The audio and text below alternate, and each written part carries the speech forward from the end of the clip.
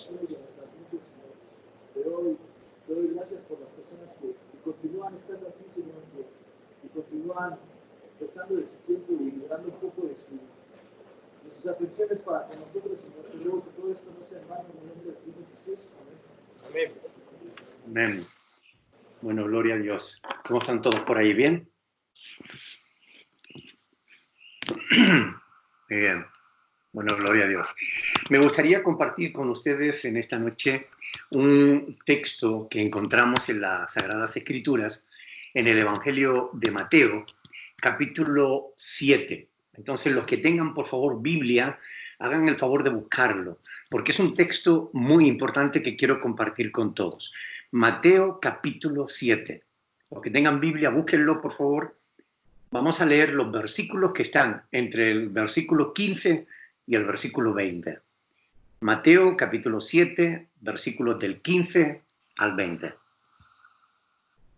¿Lo tienen? Ok, vamos a leerlo. Dice la palabra del Señor lo siguiente. Guardaos de los falsos profetas, que vienen a vosotros con vestidos de ovejas, pero por dentro son lobos rapaces.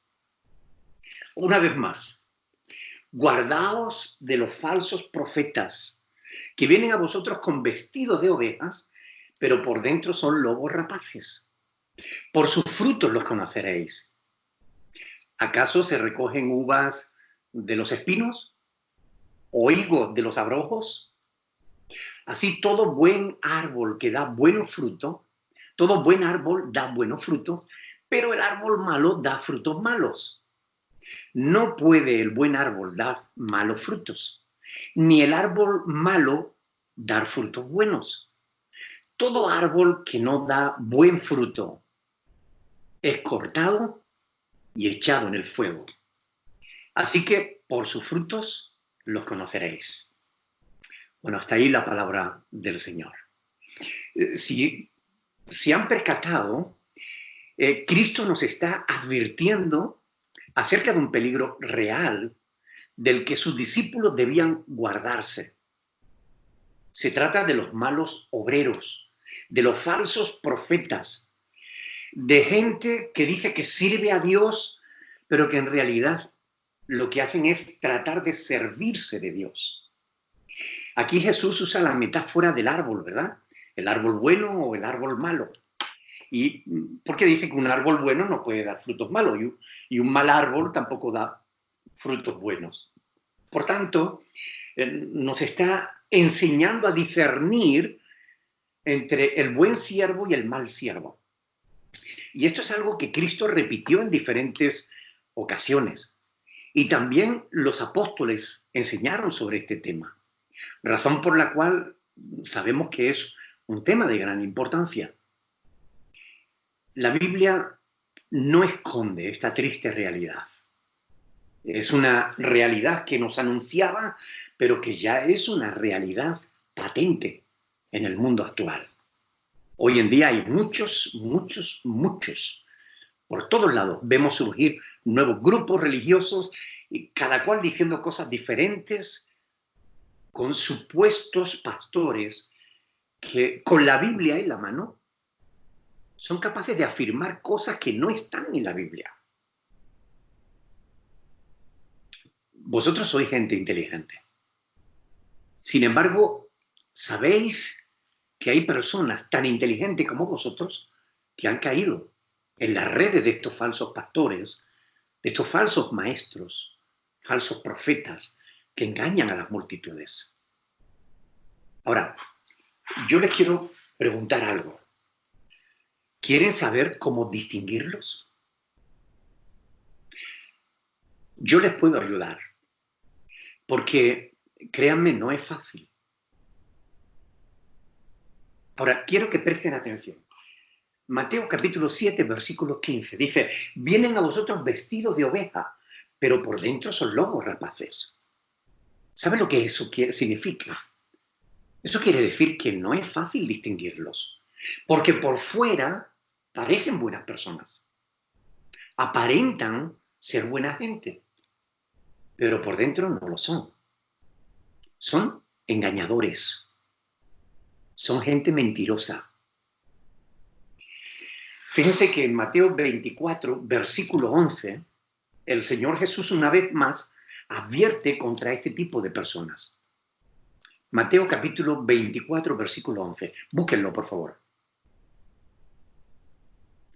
Ahí dice, muchos falsos profetas se levantarán y engañarán a muchos.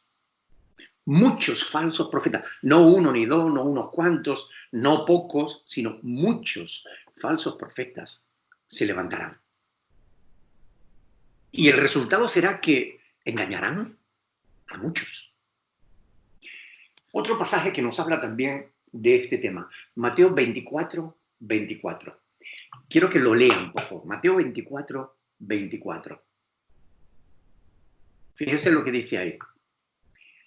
Porque vendrán falsos cristos y falsos profetas y harán grandes señales y prodigios, de tal manera que engañarán, si fuere posible, aún a los escogidos. O sea, esto quiere decir que van a aparentar hacer milagros. No es que hagan milagros, sino que aparentan hacer milagros. Recuerden que son gente mentirosa. Gente guiada por espíritus engañadores, de los que habla Pablo en 1 de Timoteo 4:1.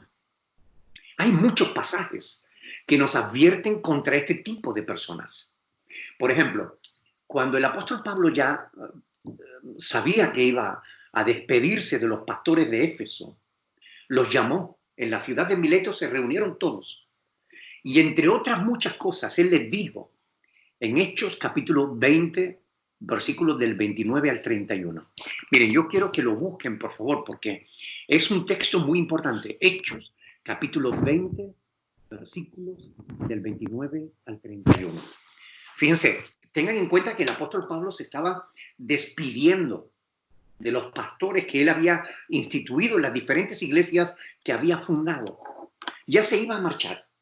Y fíjense las cosas que le dice a esos pastores. Dice, porque yo sé, dice Pablo, versículo 29, Hechos 20, 29. Porque yo sé que después de mi partida entrarán en medio de vosotros lobos rapaces que no perdonarán al rebaño. Y de vosotros mismos se levantarán hombres que hablen cosas perversas para arrastrar tras de sí a los discípulos. Por tanto, velad, acordándoos que por 3 años, de noche y de día, no he cesado de amonestar con lágrimas a cada uno. Pablo también les muestra esta gran verdad, que dentro de los pastores iban a entrar gente perversa, lobos rapaces, con pieles de oveja, pero lobos, que no iban a perdonar al rebaño. El deseo de estos malos pastores es arrastrar a la gente tras de sí mismos. No los van a llevar a la cruz, a Cristo. No los van a llevar a un encuentro personal con Dios que transforme sus vidas, que les haga mejores personas, que les haga mejores maridos, mejores padres. No, no, no, no. Los van a llevar tras de sí, diciéndoles lo que quieren oír, contándoles milongas, porque son engañadores.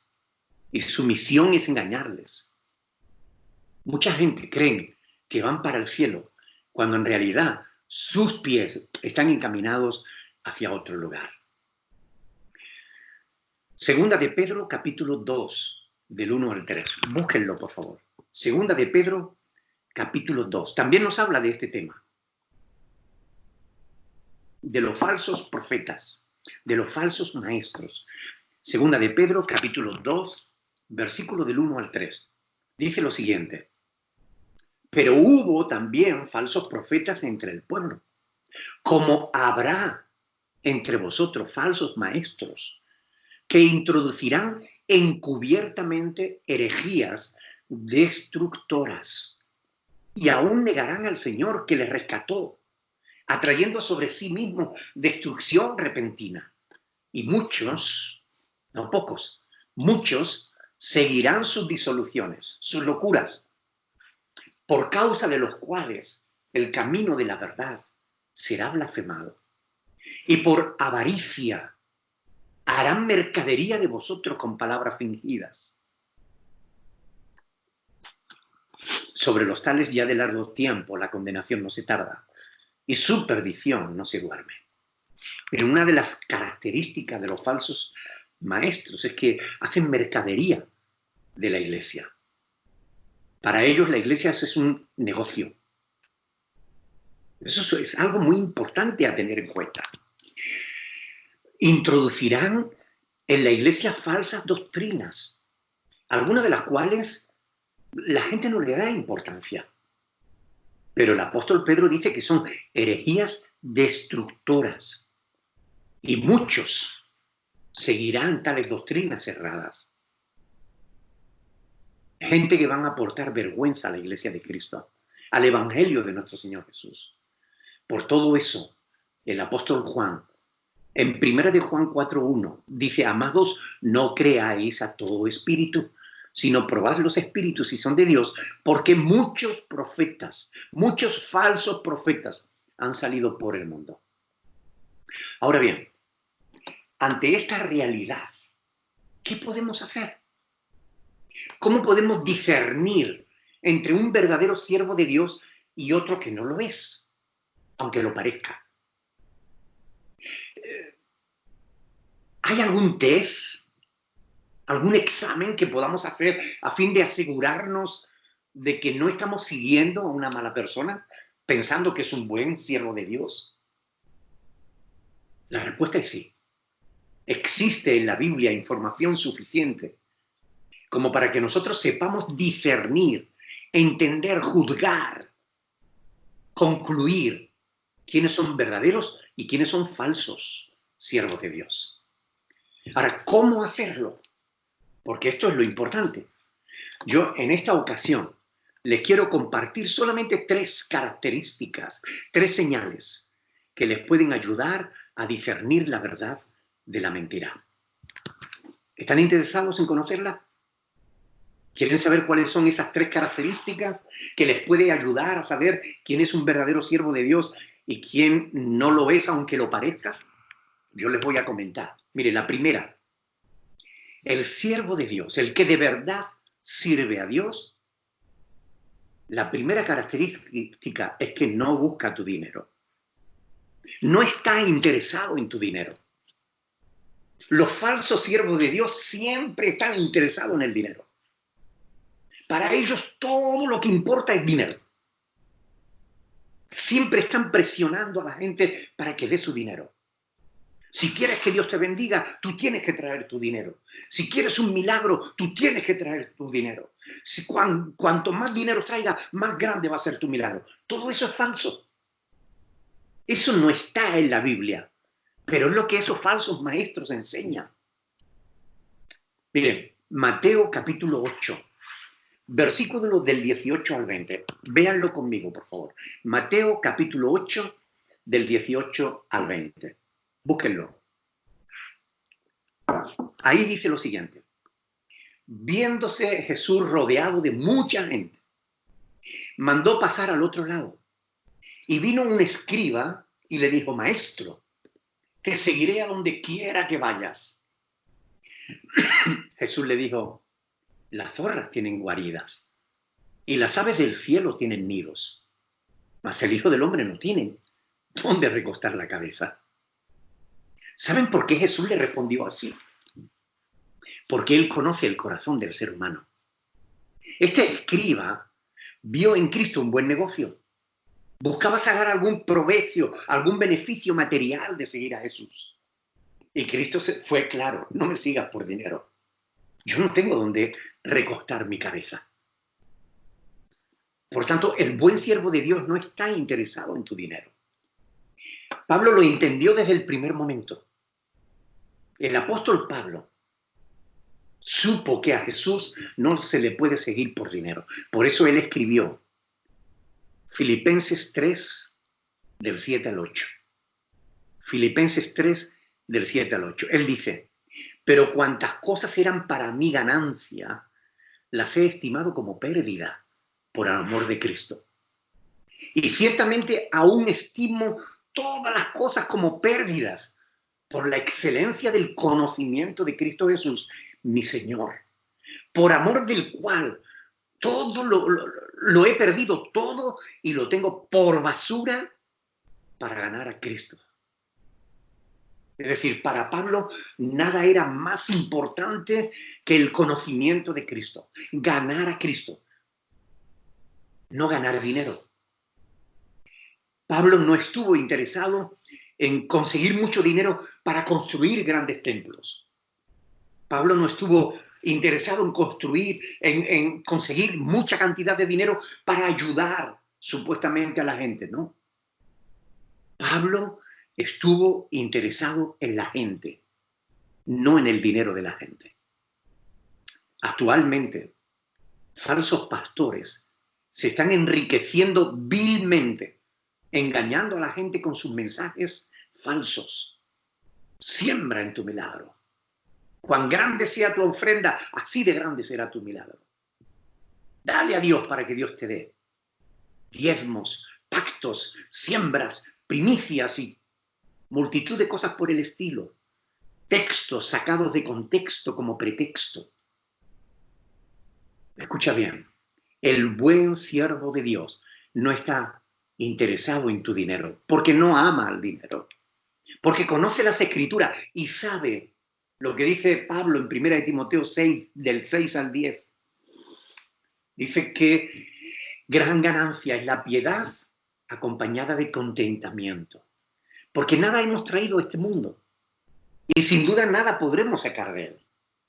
Así que teniendo sustento y abrigo, teniendo comida y un techo que nos cobije, estemos contentos con eso, dice Pablo. Porque los que quieren enriquecerse caen en tentación y en lazo y en muchas codicias necias y engañosas que hunden a los hombres en destrucción, en perdición. Porque raíz de todos los males es el amor al dinero. Raíz de todos los males es el amor al dinero, el cual codiciando algunos se extraviaron de la fe y fueron traspasados de muchos dolores. Aquí Pablo en este pasaje de las Escrituras nos está diciendo que muchos buscando el dinero se apartaron de la verdad, se apartaron de la fe, han acabado lejos de Dios. De modo que quien ama el dinero no es un verdadero siervo de Dios. Así que si un pastor hace demasiado énfasis en el dinero, aléjate de esa persona porque no es alguien que esté sirviendo a Dios. Se sirve de Dios. Segunda característica que tiene que tener en cuenta. El falso siervo de Dios, el que no sirve a Dios, el falso pastor, el falso maestro, son amantes de que le sirvan. El siervo de Dios no busca que tú le sirvas. Busca oportunidades para servirte. ¿Entienden la diferencia?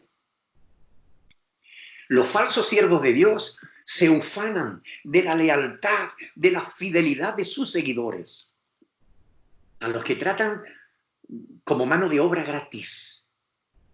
Se aprovechan de la gente de su iglesia. Los tratan casi como esclavos.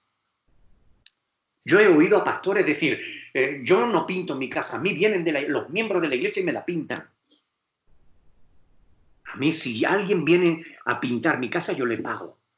Porque dice la Escritura que el obrero es digno de su salario. Yo he oído a un pastor decir, yo pincho la carretera y yo no me mancho las manos. Llamo y tengo 4 personas que vienen a cambiarme la rueda. A mí me daría vergüenza hacer eso. El siervo de Dios no se sirve de sus hermanos. Al contrario, sirve a sus hermanos. Yo creo que hay una enorme diferencia en eso. Las actitudes. El siervo de Dios te trata como una persona, no como una basura. El siervo de Dios te trata como una persona, no como un criado. He oído a mujeres decir que sus pastoras Las tenían como criadas en su casa y no les pagaban. Esto no es correcto. Muchos creyentes no entienden la diferencia y acaban sirviendo al supuestamente siervo en vez de ser servidos por él. Mire, quiero que lean conmigo un pasaje de las Escrituras que arroja luz sobre este asunto.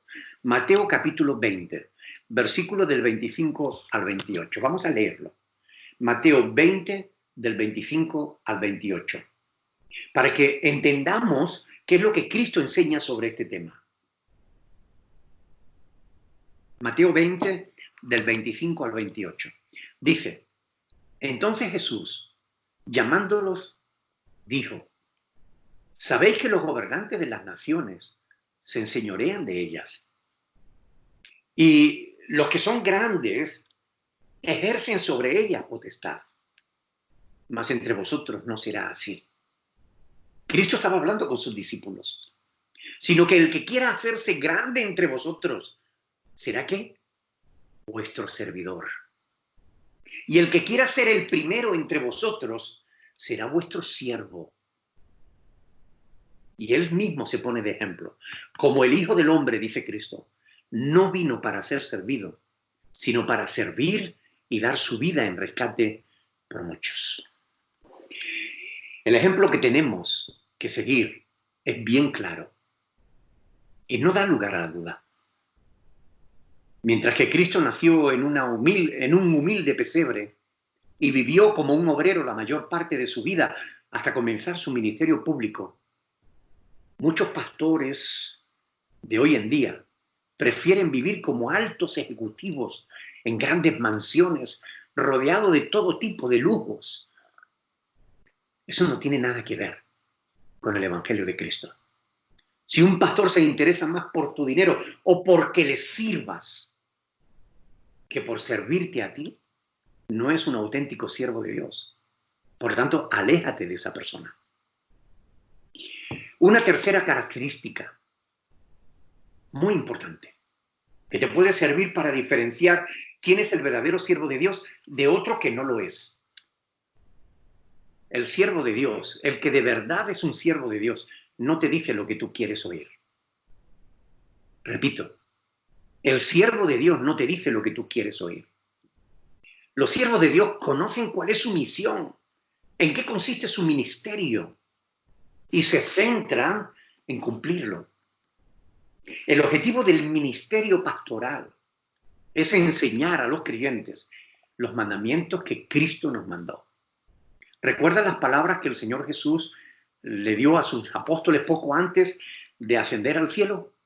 En Mateo capítulo 28, del 18 al 20, Mateo 28, del 18 al 20, Jesús dijo, toda potestad me es dada en el cielo y en la tierra. Por tanto, id y haced discípulos a todas las naciones, bautizándolos en el nombre del Padre, del Hijo y del Espíritu Santo, y enseñándoles que guarden todas las cosas que os he mandado. Y aquí yo estaré con vosotros todos los días hasta el fin del mundo. Mira, enseñándoles todas las cosas que yo os he mandado. El pastor que sirve a Dios no es el que enseña de su propio corazón. Él no enseña sobre sus sueños o sobre sus visiones. He tenido un sueño en el que Dios me dijo. No, mire. El pastor enseña lo que el Señor Jesús ha mandado, lo que Él ha dejado escrito en su palabra. El pastor que sirve a Dios no predica de libros, no predica de películas que ha visto, no predica de sí mismo, ni de sus obras. Predica de Cristo, de las enseñanzas, de los mandamientos del Señor Jesús. El siervo de Dios enseña la palabra de Dios porque sabe perfectamente que ese es el ministerio que Dios le ha encomendado, a fin de perfeccionar a los santos para la obra del ministerio, para la edificación del cuerpo de Cristo. Lo que edifica la iglesia no son palabras humanas, sino las palabras de Dios. Las únicas palabras que tienen el poder de colarse dentro de tu alma, como dice Hebreos capítulo 4, del 12 al 13. Dice, porque la palabra de Dios, no la palabra del hombre, la palabra de Dios es viva y eficaz y más cortante que toda espada de doble filo, que penetra hasta partir el alma y el espíritu, las coyunturas, los tuétanos, y discierne los pensamientos y las intenciones del corazón.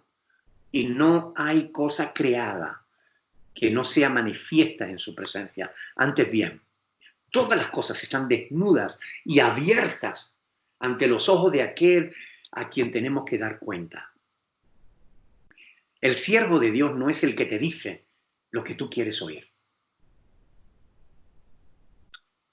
Tú eres un campeón, Dios te ama, no importa lo que tú hagas, Dios siempre te va a amar. Eso no es verdad. Esos son falsos mensajes que tratan de hacerte sentir bien. La verdad es que Dios te amó de tal manera que envió a su Hijo a morir en tu lugar por tus pecados. Pero ahora Dios demanda que te arrepientas de tus pecados, porque a menos que te arrepientas, pasarás la eternidad en el infierno de fuego. Así está escrito en la palabra de Dios. Esa es la verdad. No te dejes engañar por milongas, por canciones de cuna que adormecen tu conciencia, que te engañan. El siervo de Dios te va a decir la verdad aunque no te guste. Actualmente la iglesia está llena de falsos mensajes. Incluso las redes sociales, por Facebook, por Twitter, se propagan multitud de textos que la gente cree que son mensajes de Dios y que no lo son. Al que madruga, Dios le ayuda. Ayúdate que Dios te ayudará. Dios aborrece el pecado, pero ama al pecador. Todo eso no es palabra de Dios. Son palabras de hombres que se hacen pasar como mensajes cristianos, pero que no lo son.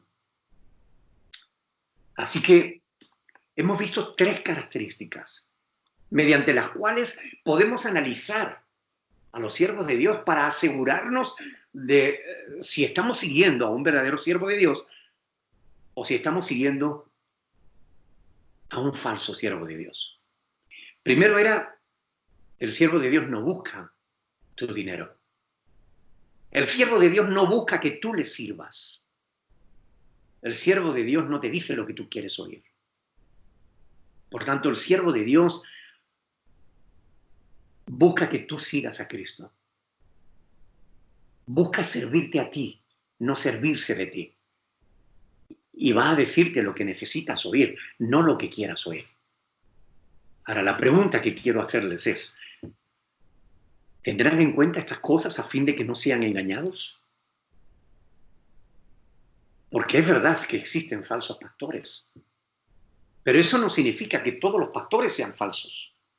Solo que hay que ejercer discernimiento para saber distinguir entre los unos y los otros.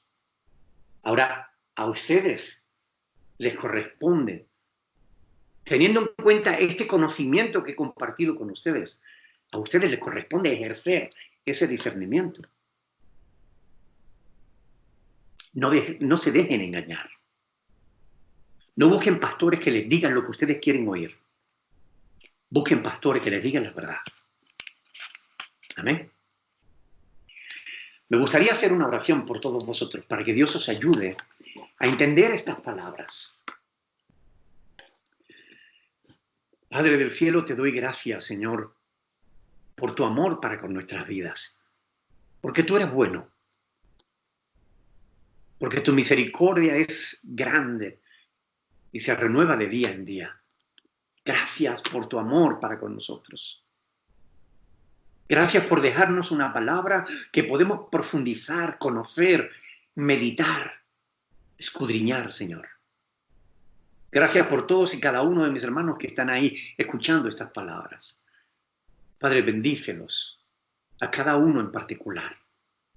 A aquellos que han sido engañados por falsos pastores, ayúdalos a superarlo.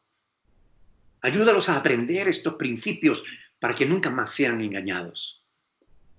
aquellos que nunca han tenido contacto con otros pastores, con pastores, ahora que empiezan a tenerlo, darles discernimiento para que sepan, Señor, distinguir la verdad de lo que no lo es.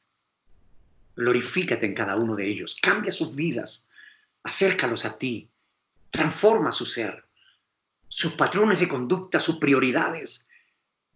Haz que nazcan de nuevo. Señor, en el nombre de Jesús, que sean nuevas criaturas, que glorifiquen tu nombre, que todo lo que hagan te glorifique. Yo te lo ruego en el nombre de tu Hijo amado, nuestro bendito Salvador. Amén. Amén. Muy bien, jóvenes. Ahora, si tienen algún tipo de pregunta, me gustaría, con la ayuda de Dios, poder responderles.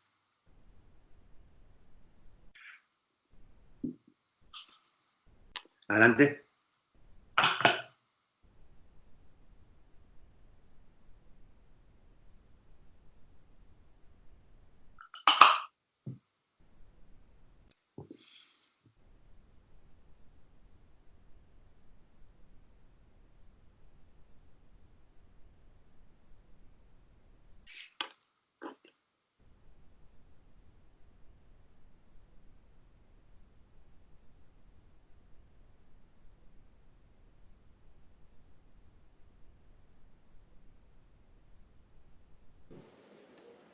Buenas tardes, pastor. Mi nombre Hola, es... buenas tardes. Yo quiero hacer una pregunta. Si nosotros vemos que en la transfiguración estaba Elías y Moisés del lado de Jesús, podemos observar que no era aparente que ellos estaban en el reino al lado de su padre. Ellos fueron presentados con él.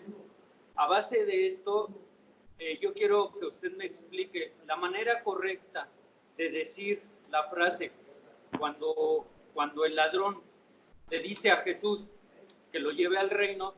La manera correcta es decir: de cierto, hoy te digo que estarás conmigo en el reino de los cielos, o de cierto te digo, hoy estarás conmigo en el reino de los cielos. Bueno, muchas gracias por la pregunta. Sé que esa pregunta está basada en la interpretación de la traducción Nuevo Mundo de las escrituras que hacen los testigos de Jehová.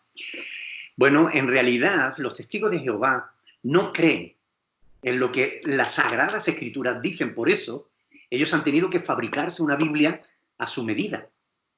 Una cosa importante para entender, para poder responder esta pregunta, es que el griego no tiene puntos ni comas. Por tanto, es muy importante entender que el punto o la coma, en el contexto de la frase, es que podemos entender el sentido que Cristo le da. ¿Ok?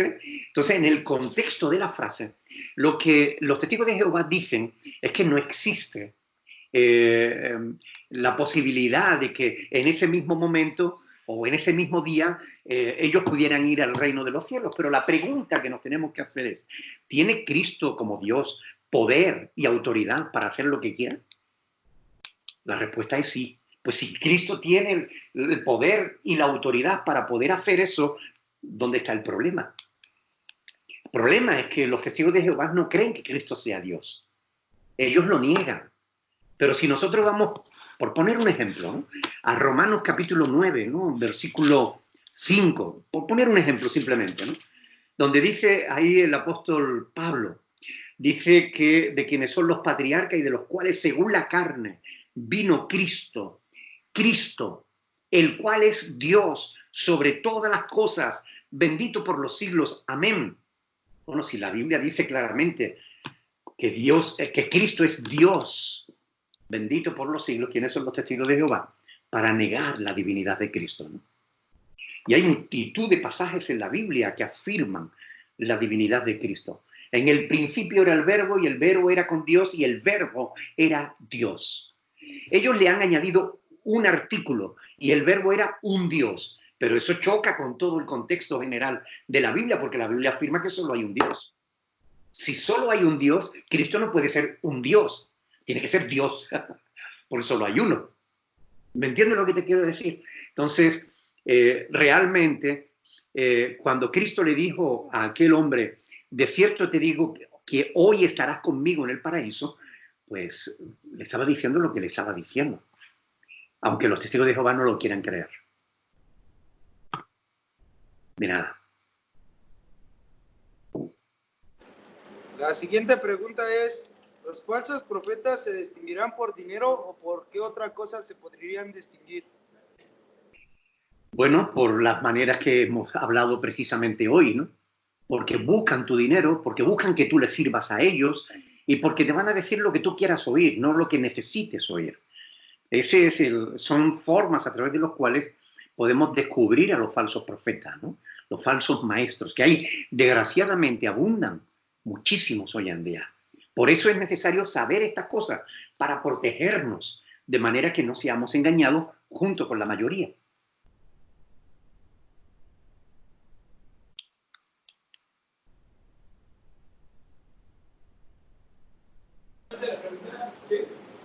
A ver, se la va a pasar a preguntar aquí el compañero ahorita. Ok.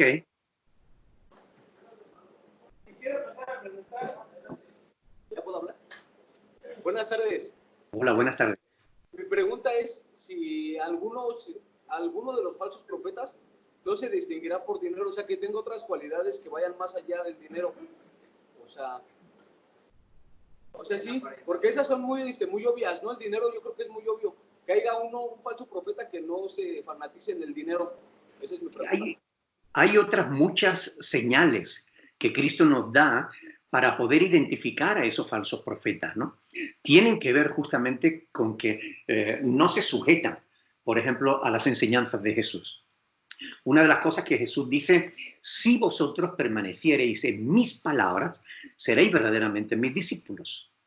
Los falsos profetas no se sostienen en las palabras de Cristo. Predican, por ejemplo, psicología, sociología, predican autoayuda, predican otras cosas, pero no predican las palabras del Señor.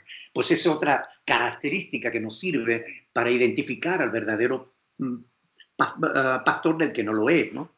Y hay otras más. Por ejemplo, la Biblia nos dice que Cristo ordenó, ¿ok?, que nos amáramos los unos a los otros. Los falsos profetas no aman a nadie, se aman solo a sí mismos. Son absolutamente ególatras, ¿no? Siempre se creen superiores a los demás, miran a los demás como por encima del hombro. Eso no lo hace un verdadero siervo de Dios. El verdadero siervo de Dios siempre considera a los demás como superiores a sí mismo. Son diferentes características que podemos encontrar en la Biblia que nos ayuda a diferenciar entre quién sirve a Dios y quién se sirve de Dios.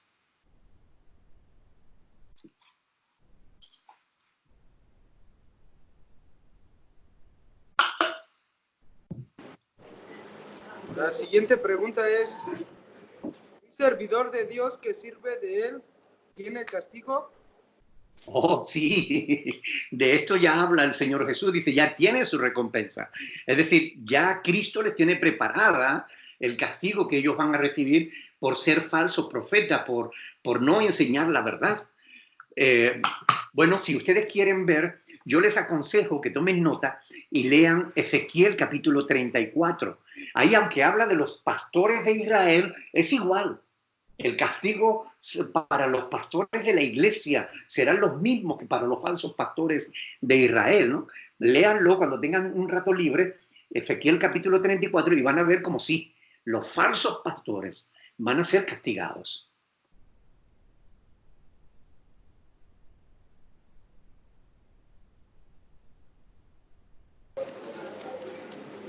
Dice, entonces es mejor dar una ofrenda que un diezmo.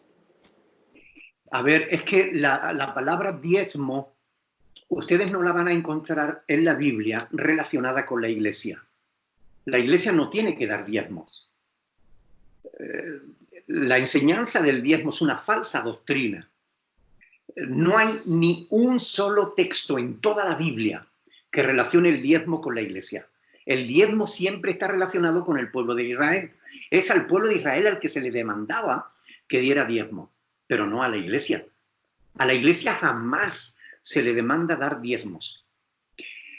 De hecho, en Números capítulo 18, versículo 24, Dios le dice al pueblo de Israel, dice, a los levitas he dado por heredad todos los diezmos de los hijos de Israel. Bueno, solo los levitas pueden recibir diezmos. Los pastores no somos levitas, no descendemos de la tribu de Leví. Por tanto, no podemos recibir diezmos. La iglesia no está formada por judíos.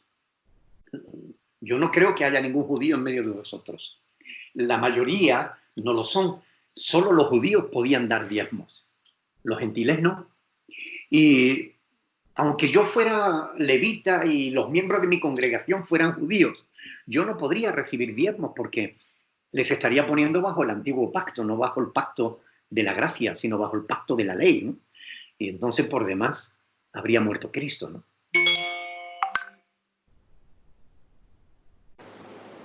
Dice, el capítulo de Mateo 8, 20 y 22, ¿qué quiere dar a entender? Mateo capítulo 8, 20 al 22. Vamos a ver qué es lo que dice.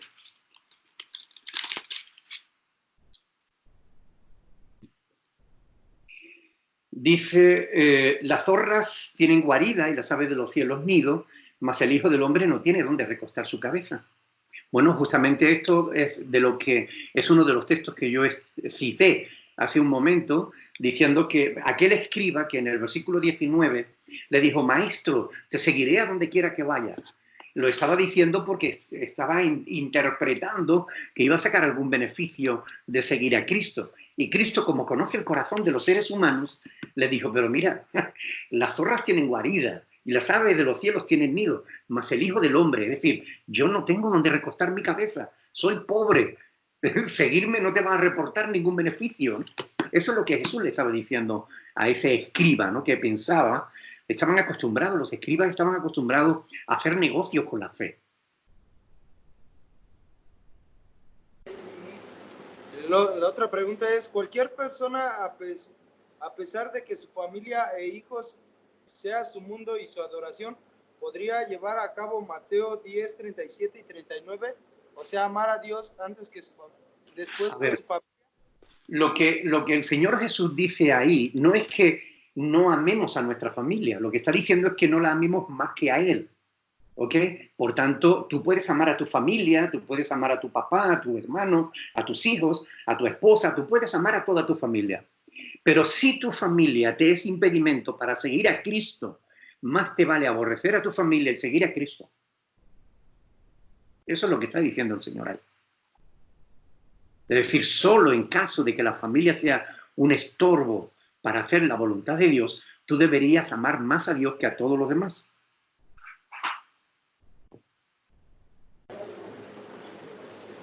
¿Cuál pudo ser la intención del diablo para con el cuerpo de Moisés? Convertirlo en un centro de adoración, ¿no? Como ha hecho con multitud de huesos de santos, ¿no? Lo ha convertido en centro de peregrinaje, en idolatría, porque el diablo lo que quiere es que apartar a la gente de la adoración a Dios.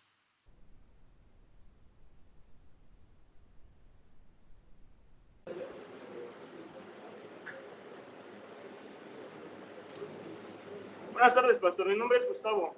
Hola, Gustavo. Mi pregunta es de que el día de hoy nos compartía acerca de los falsos pastores que vienen como vestidos como siervos. Dice que yo a lo poco, mucho que he leído últimamente en la Biblia, no sé si también podría ser algo para entenderlo. Dice que Dios, cuando mandó a los discípulos a compartir la palabra, ellos iban, como el día de hoy, a lo mejor el hermano Pastor Marce viene con nosotros a compartirnos, y él nos ha dicho que pues nosotros podemos ir a buscar a Dios, no en una iglesia exactamente, pero nos dice que lo que usted nos regalaba, cómo distinguir a un falso pastor. Para mí, yo creo que no es de decir voy a ir a esta iglesia, porque aquí en México pues ya hay muchas iglesias donde pues realmente a cada rato pasan y que quieren 10, ni 10, ni se habla del dinero, no lo que ahorita nos compartía, nos regalaba, ¿no? A base de la palabra de Dios. Pero el día de hoy yo creo que los verdaderos, lo que Dios nos manda es como usted o el pastor Marce, de que vienen y nos comparten sin decirnos, ¿no? Dame tu dinero, te voy a cobrar por regalarte la palabra de Dios. Yo creo que Eso es lo que también nos quería decir el Señor, ¿no? Nuestro Padre Jesús, ¿no? O Jehová, de que, pues, guiarnos con la gente que empezar a distinguir eso, ¿no? Yo lo veo así, pastor. Bueno, de eso justamente se trata, de que aprendamos a discernir entre los verdaderos siervos de Dios de los que no lo son, ¿no? Porque andan mucha gente diciendo, yo soy un siervo de Dios, ¿no? Y sé, aparentemente son gente que alaban al Señor, que adoran a Dios, que tú les ves que predican y que enseñan, pero hay que analizar lo que predican, hay que analizar lo que enseñan, hay que analizar incluso cómo alaban a Dios, hay que analizarlo todo a la luz de las Escrituras para asegurarnos de si de verdad son lo que dicen ser o si nos están engañando. Porque es el diablo el que en definitiva nos quiere apartar de la verdad, ¿no?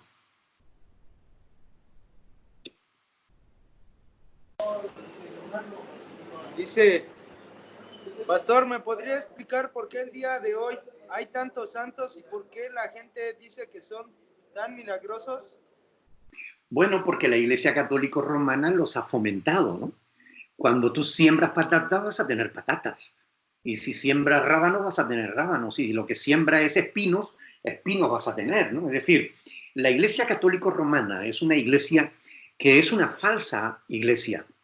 La Iglesia Católica Romana surge en el a final del siglo IV, cuando se aparta de la verdad, cuando empieza a tratar de conseguir el poder humano, político, económico. Ahí comienza la Iglesia Católica Romana. Entonces, claro, si te das cuenta, la Iglesia Católica Romana tiene un manual que se llama el Catecismo. Es un libro más gordo que la Biblia, pero cuando tú analizas el Catecismo y lo comparas con la Biblia, estoy buscando, no sé dónde lo tengo ahora mismo, es incluso el Catecismo más gordo que la Biblia. Pero cuando tú comparas el Catecismo con lo que la Biblia, las doctrinas del Catecismo con las doctrinas bíblicas, te das cuenta de que chocan. Dios te dice una cosa y los católicos te dicen otra. Entonces, cuando eso ocurre, tenemos que tomar una decisión. ¿A quién vamos a creer? ¿Vamos a creer a Dios o vamos a creer a los hombres? ¿Cuál es el problema? Que nuestros padres no tenían Biblias. Nuestros abuelos no conocían la verdad. Porque no se la enseñaron. Porque la Iglesia Católica Romana prohibió la lectura de la Biblia durante siglos para que no se enteraran la gente de que estaban enseñando cosas falsas, para poder seguir sacándole el dinero, hablándoles del purgatorio y de las reliquias y de multitud de tonterías.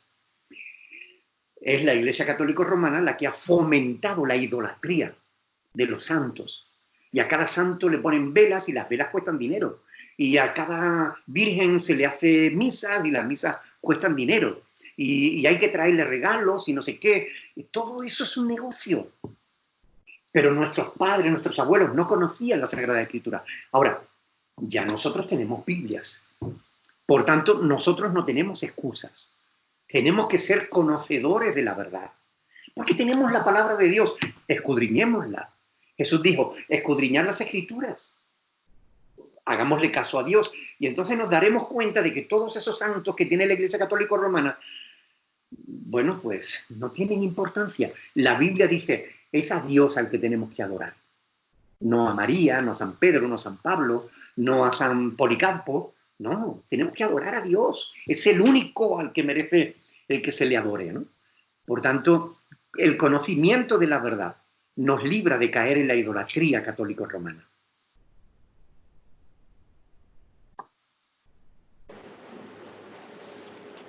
La siguiente pregunta dice que la Biblia dice que hay un solo Dios, entonces si me podría explicar 2 Corintios 4:4, porque Satanás viene siendo un Dios. No, lo que pasa es que hay que entender que ahí Pablo está usando una metáfora, ¿no? Está diciendo que es el Dios de este siglo, ¿no?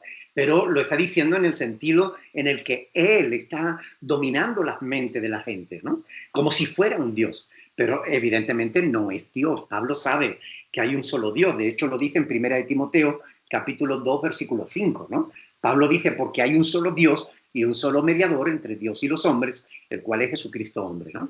No es que Pablo esté diciendo que Satanás sea Dios, sino que de alguna manera está actuando como Dios, ¿no? Por tanto, hay que entender, por eso, para poder interpretar bien la Biblia hay que tener en cuenta dos cosas: el contexto histórico y el contexto gramatical. Por tanto, teniendo en cuenta el contexto gramatical, sabemos que lo que Pablo está usando ahí es una metáfora. ¿Ok? No hay que interpretarlo literalmente, porque Pablo está usando un ejemplo. ¿Ok?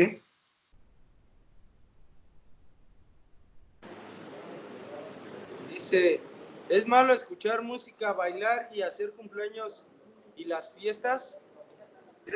Bueno, depende de qué música, ¿no? Hay música que alaba a Dios, que te acerca a Dios, ¿no? Y hay música que te aleja de Dios. Bailar, los bailes son un rito de aparejamiento.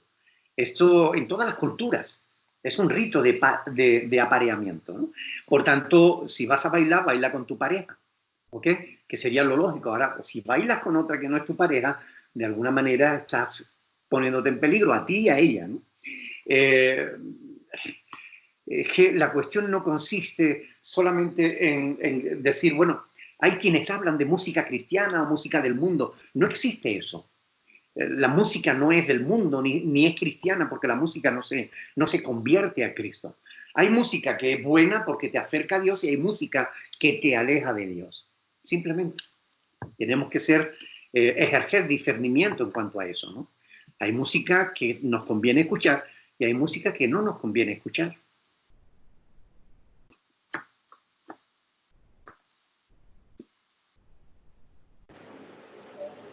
Dice, ¿es necesario ir tapada de la cabeza cuando se va a la iglesia? No. El uso del velo, el apóstol Pablo siempre... Recuerdan que he dicho que para interpretar la Biblia hay que tener en cuenta dos cosas: el contexto histórico y el contexto gramatical. Bueno, en este caso el contexto histórico. En el pueblo hebreo, en el pueblo judío, las mujeres casadas llevaban un velo. No descubrían su rostro en la calle, ni ante otros hombres que no fueran su esposo. Eran muy celosas de eso, ¿no? Pero era un velo que cubría a la mujer desde la cabeza a los pies. No era un velo, un trocito de gasa que se ponían enganchada en la cabeza, ¿no? Por tanto, el velo que usan algunas personas, que es un trocito de gasa enganchado, eso no tiene nada que ver con el velo que se dice en la Biblia. Ahora bien, ¿deben las mujeres cubrirse con velo? No, porque nosotros no somos hebreos, ni tenemos esa cultura. Eso, cuando Pablo corrige sobre aquellas mujeres que querían quitarse el velo, porque en la iglesia de Corinto, por ejemplo, había mujeres hebreas y había mujeres griegas. Las griegas nunca usaron velo. Entonces las hebreas, cuando veían que las griegas no usaban velo, pues ellas se lo querían quitar. Pero claro, en su cultura, la cultura hebrea, quitarse, que una mujer casada se descubriera, era una afrenta contra su marido. Era como si una mujer públicamente se quitaba las sortijas y la tirara al suelo, ¿no? Diciendo, yo no quiero más a mi marido. Entonces, eso sería una afrenta, por eso Pablo corrige. Pero tengan en cuenta que tanto Primera de Corintios como Primera de Timoteo y demás son cartas que Pablo escribe a una iglesia. Primera de Corintios era una iglesia, o sea, Corintio era una iglesia del primer siglo que tenía una serie de problemas que Pablo corrige por medio de esa carta. Pero nosotros no tenemos ese problema hoy, ¿ok? Por tanto, no hay que interpretarlo todo de manera literal, sino que hay que interpretarlo teniendo en cuenta el contexto histórico y gramatical.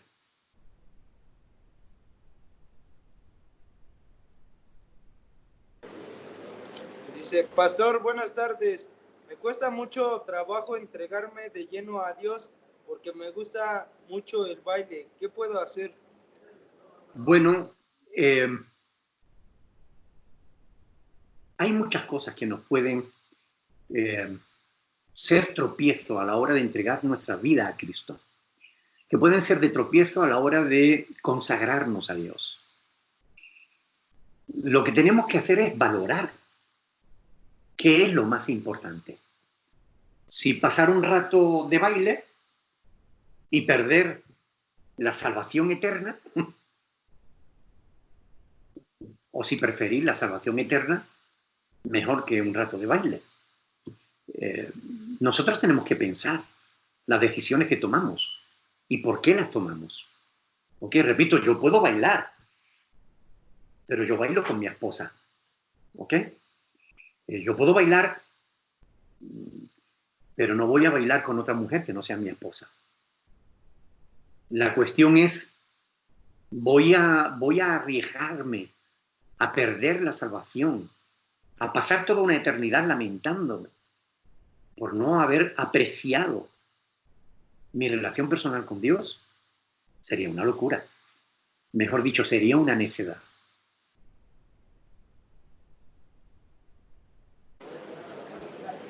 Dice, ¿cómo saber cuando un pastor te da un bautismo real y verdadero o con conveniencia? Bueno, a ver, el bautismo no es algo que se nos dé.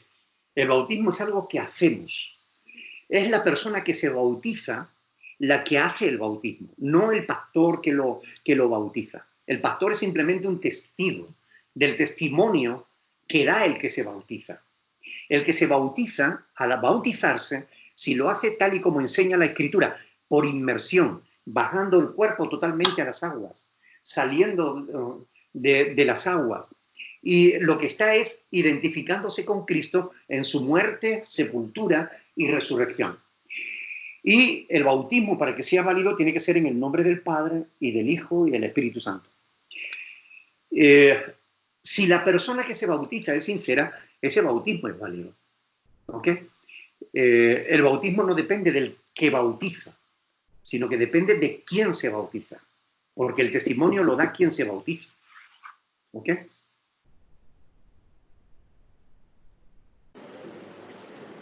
Dice, ¿cómo puedo realmente entregarme a Dios si a veces reniego? Bueno, es algo que esa persona debe considerar, ¿no? ¿Qué puede llevarte a renegar a Dios? ¿Acaso Dios te trata mal? ¿Acaso hay algo que reprocharle a Dios por algo? Creo que esa persona no está apreciando a Dios en todo su valor. Y debería meditar sobre por qué reniega de Dios, ¿no? Y debería recordar las palabras de Jesús en Mateo capítulo 10, versículo del 32 al 33, donde Jesús dijo que el que me confiese delante de los hombres, yo también le confesaré delante de mi Padre que está en el cielo. Y el que me niegue, es decir, el que me rechace, el que me reniegue delante de los hombres, yo también le negaré delante de mi Padre que está en los cielos. Así que tú mismo.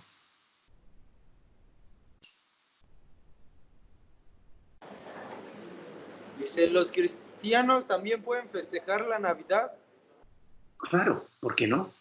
Es decir, los cristianos somos los únicos que tenemos motivos más que suficientes para festejar la Navidad. Somos los que de verdad tenemos motivo para dar gracias a Dios por el hecho de que Cristo dejara su trono de gloria y viniera aquí a nacer como uno más de nosotros y dar su vida en rescate por nosotros. Claro, ¿cómo no celebrar la Navidad? Gracias a Dios que Cristo vino al mundo. A veces se habla, este año se ha hablado, ¿no? Se ha hecho 50 años de que el hombre pisó la luna, ¿no? ¡Oh, qué gran hazaña! El hombre ha pisado la luna. Mire, la hazaña, la verdadera hazaña, no es que el hombre pisara la luna. La gran hazaña es que Dios se humillara y se hiciera hombre y pisara esta tierra. Eso sí que es un milagro. ¿Cómo no celebrarlo? Un compañero le va a hacer otra pregunta. Buenas tardes, yo me llamo Adrián. Hola, Adrián. Yo tengo muchas así como controversia, ¿no? Yo fui así como, tuve mucha fe, ¿no? Yo leí mucho la Biblia, yo llegué a pensar, estoy mal por pensar esto, estas son mis preguntas, ¿no? Yo llegué a pensar que en un versículo de la Biblia Dios se despedía de este mundo y decía, me voy a crear nuevos mundos para ti, ¿no? Por lo tanto, tú quédate aquí, explora los que te he creado, ¿no? O sea, me dio como una orden, ¿no? De que yo explorara este mundo. pero estoy mal porque a mí varios hermanos acá que han venido, salgo mal con ellos, ¿no? Porque yo les digo, no, es que este no es el único mundo, le dije, el infierno está en otra galaxia, o no sé si sea el sol, le digo, pero para mí es que estoy ahorita en este mundo y algún día voy a volver a ir con Dios, ¿no? A otra galaxia. Pero yo igualmente le puedo decir que ya ve Apocalipsis, ¿no? Apocalipsis me dice que está Dios sentado en medio en el trono entre los dioses, pero yo creo que ahí se la cambiaron, ¿no? La Biblia, y está sentado entre sus ángeles, ¿no? Porque a su lado están 12 ancianos sabios, ¿no? O sea que 12 personas sabias. Y esa es mi pregunta. La primera, no es, estoy mal por pensar que Dios no está en este mundo, sino que está en otra galaxia. Es omnipotente. Yo sé que si yo le llamo, porque también en ese mismo versículo que yo leí, dice, pero no te preocupes, porque a tu lado he dejado ángeles que resguarden tu vida, ¿no? Que te cuiden, ¿no? Y es algo que yo tengo la duda, ¿no? De que si estoy mal por pensar eso, ¿no? De que mi Dios me va a llevar de este mundo cuando yo muera y me voy a ir de aquí, ¿no? Pero para eso no tengo que atesorar nada de este mundo, ¿no? Porque si atesoro aquí, aquí me quedo. Ese es el infierno para mí, estar aquí, ¿no? El después de morir. Yo cuando yo era niño, yo veía cosas feas, ¿no? Y el día de hoy digo, pues mira, aquí está el diablo. Yo lo vi, ¿no? Yo lo veía al diablo cómo estaba y digo, pues ese es el que me está esperando. Si no me voy de aquí, de este planeta, la neta irá, aquí me va a traer ese vato, ¿no? Y el día que Dios venga y sojuzgue este planeta, la va a destruir y va a sojuzgar a todos, ¿no? ¿Estoy mal por pensar así? Bueno, el apóstol Pablo dice en 1 Corintios capítulo 4, verso 6, que no debemos pensar más de lo que está escrito. El problema, cuando vamos más allá de lo que está escrito, es que acabamos mezclando nuestra imaginación con la palabra de Dios. Y entonces formamos un guión que no es el que tenemos realmente en las Sagradas Escrituras. Ahora vamos a ir poniendo por orden todo lo que has dicho, ¿no?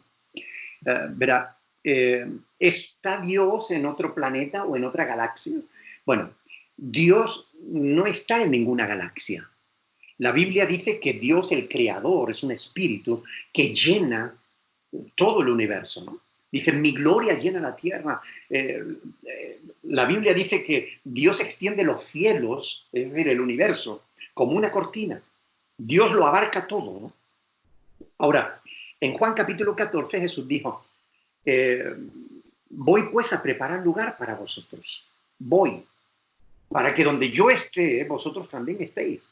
Por tanto, sí, Dios ha prometido crear un nuevo cielo, una nueva tierra para nosotros. Apocalipsis 21 habla de eso, ¿no? Un cielo nuevo y una nueva tierra donde ya no habrá, digamos, el dolor, ni clamor, ni la enfermedad, ni la muerte, ni el pecado, sino será un mundo diferente, ¿no? Sí, Dios está hablándonos de eso, de que hay un cielo nuevo y una tierra nueva para los que esperamos en Cristo. Porque este cielo y esta tierra que ahora vemos van a ser destruidos. Segunda de Pedro, capítulo 3, habla de eso clarísimamente. Por tanto, puesto que este mundo está sentenciado por el juicio de Dios y va a ser destruido, Dios está preparando otro para los que le aman. Ahora, no se trata de que el infierno esté en el sol o de que esté en el fondo de la tierra, como dicen algunos, no. Mire, el infierno será lo que dice Pablo en Romanos 3:23, estar excluido de la gloria de Dios. Ese será el infierno. No poder disfrutar de la vida eterna con Cristo, ¿no? Por tanto, veo que tienes conocimiento de la palabra, pero que también lo has mezclado con ideas tuyas propias. Yo te aconsejo que leas el Evangelio de Juan. Eso te va a ayudar a poner en orden los pensamientos y te va a ayudar a tener clara cuál es la verdad para que sepas diferenciarla de lo que no es verdad. ¿Ok? Ánimo, estudia la Escritura.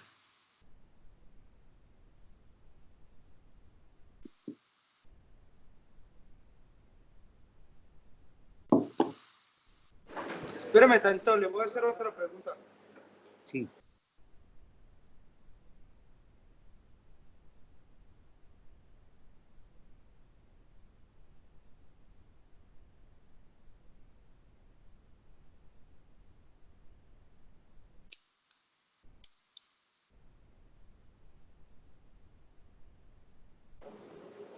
Pastor, yo una vez leí que No recuerdo bien a qué pueblo o a quién dirigía estas palabras, que decía que nos entregó una mente reprobada por...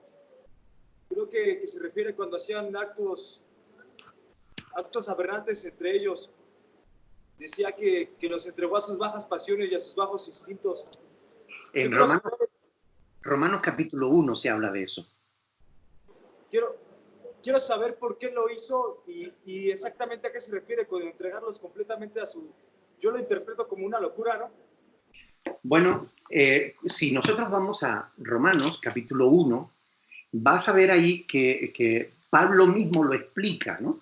A partir del versículo 18, dice que la ira de Dios se revela desde el cielo contra toda impiedad e injusticia de los hombres que detienen con injusticia la verdad. Es decir, hay hombres que conocen la verdad, pero no la cuentan, ¿ok? La retienen para que la gente no la sepa. Dice, porque lo que de Dios se conoce les es manifiesto, pues Dios se lo manifestó.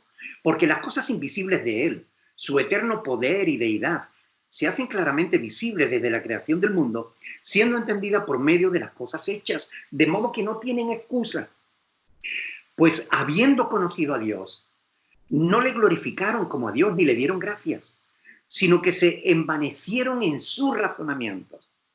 La gente se creyó más inteligente que Dios, ¿ok? Y su necio corazón fue entenebrecido, entró en tinieblas. Profesando, creyendo ser sabios, se hicieron necios y cambiaron la gloria del Dios incorruptible en semejanza de hombre corruptible, de ave, de cuadrúpedo, de reptiles. Es decir, el ser humano, a pesar de conocer a Dios, adoró a las criaturas y a falsos dioses inventados por el hombre en vez de adorar a Dios. Dice versículo 24, por lo cual, es decir, por esto, porque el ser humano no quiso tener en cuenta a Dios. Dice, por lo cual también Dios los entregó a la inmundicia, en la concupiscencia, los deseos de sus corazones, de modo que deshonraron entre sí sus propios cuerpos, ya que cambiaron la verdad de Dios por la mentira, honrando y dando culto a las criaturas antes que al Creador, el cual es bendito por los siglos. Amén. Por esto, dice Pablo, Dios los entregó a pasiones vergonzosas, pues aún sus mujeres cambiaron el uso natural por el que es contra naturaleza. Es decir, las mujeres se acostaron con mujeres. Y de igual modo también los hombres, dejando el uso natural de la mujer, se encendieron en su lascivia unos con otros, cometiendo hechos vergonzosos, hombres con hombres, recibiendo en sí mismos la retribución debida a su extravío. Y como ellos no aprobaron tener en cuenta a Dios, Dios los entregó a una mente reprobada para hacer cosas que no convienen. ¿Ok? O sea que Pablo explica cuál es la razón por la cual Dios los entregó a estas pasiones. Es decir, porque ellos, no teniendo en cuenta a Dios, no queriendo escuchar a Dios, siguieron los deseos de su propio corazón.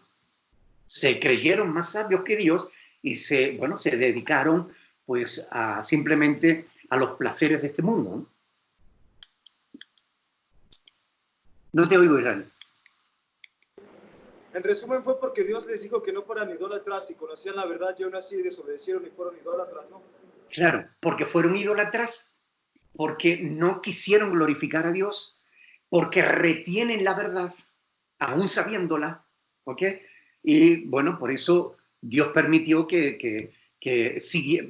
El peor castigo que Dios le puede hacer a la humanidad o a un ser humano es que Dios retire su cuidado, que Dios lo deje al fruto de sus propios caminos, porque el hombre sin Dios se autodestruye a sí mismo.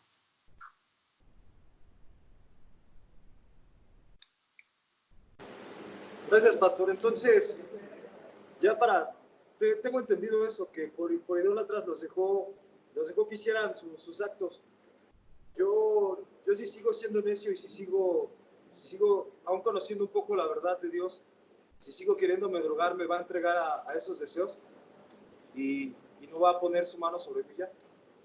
Digamos que si tú te empeñas en practicar el pecado, el apóstol Juan dice en 1 Juan 3:8 que el que practica el pecado es del diablo. Es decir, llega un momento en el que Dios retira su cuidado de ti. Si tú te involucras en el mal y lo practicas, sabiendo lo que es la verdad, lo que Dios decía para tu vida, y tú le das la espalda a Dios, llegará un momento en que Dios dejará de cuidarte.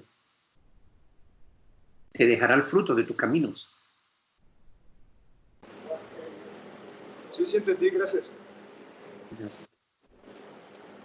Eso, bueno, esas fueron todas las preguntas del día de hoy, pastor. ¿Tiene más preguntas? Todo claro. Serían todas las preguntas, pastor. Ok.